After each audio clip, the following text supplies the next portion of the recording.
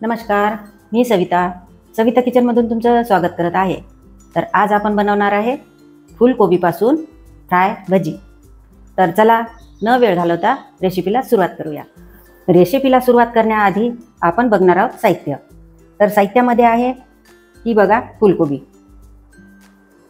ही आहे कॉर्नपीठ, मैदा, बेसन, लाल तिखट, मीठ आणि लसूण कांदा पेस्ट।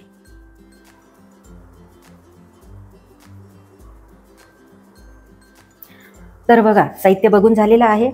आता आपण तयार करूया भजी। तर हे जे कोबी आहे आपण फुलकोबीचे लहान तुकडे केलेले आहेत आणि हे आपण वाफलून घेतलेले आहेत, म्हणजे पाणी टाकून आपण थोडं उकडून घेतलेले आहेत। जास्त उकडलेले नाही, मीडियम उकडलेले आहेत आणि थोडी यामध्ये आपण हळद सुद्धा सोडलेली आहे। आता यामध्ये आपण सोडणार आहेत कॉर्नपीठ थोडंसं,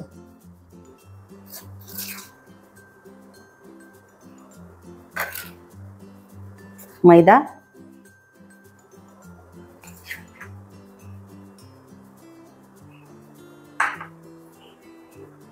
बेसन,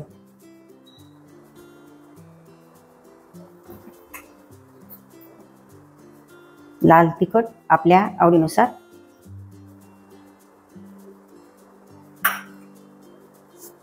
मीठ ते सुद्धा आपल्या आवडीनुसार,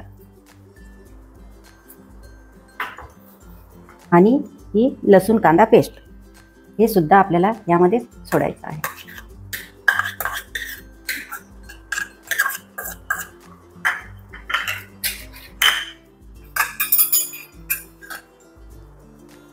जीरा पावडर आणि थोडीशी हळद घेतलेली आहे आपण। आता सर्व आपण मिक्स करूया।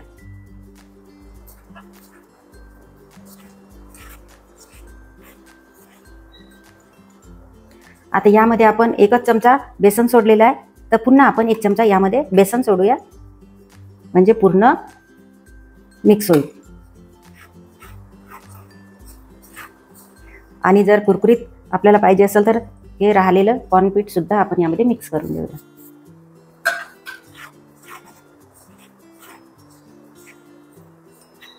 मी सर्व साहित्य ते एक एक वाटी घेतलेलं आहे। कॉर्नपीठ 1 वाटी, मैदा 1 वाटी आणि बेसन ह्या चमच्याने 2 चमचे, थोडी कोथिंबीर। आता थोडंसं यामध्ये पाणी टाकून आपण मिक्स करून घेऊया।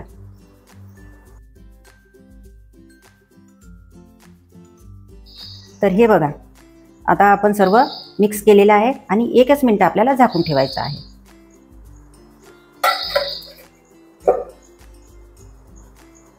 तर हे बघा 1 मिनिट झालेलं आहे आणि हे छान भिजलेलं आहे। तर यामध्ये आता आपण सोडणार आहे हा खायचा सोडा,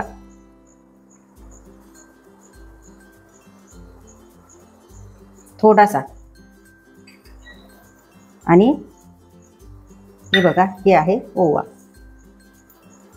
आता हे तर तयार झालेलंच आहे। आता इकडे बघा आपण इकडे तळण्यासाठी तेल गरम करायला घेतलेलं आहे आणि हे तेल सुद्धा छान गरम झालेलं आहे। आता आपण पटकन भजी तळूया।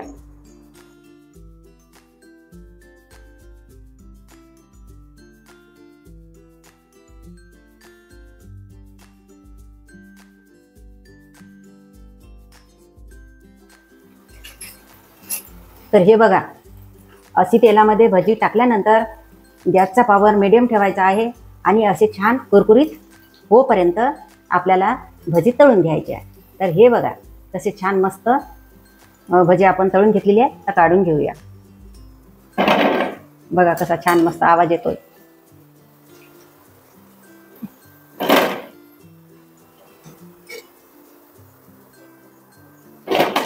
अशाच प्रकारे आपण सर्व भजी तळून घेऊया।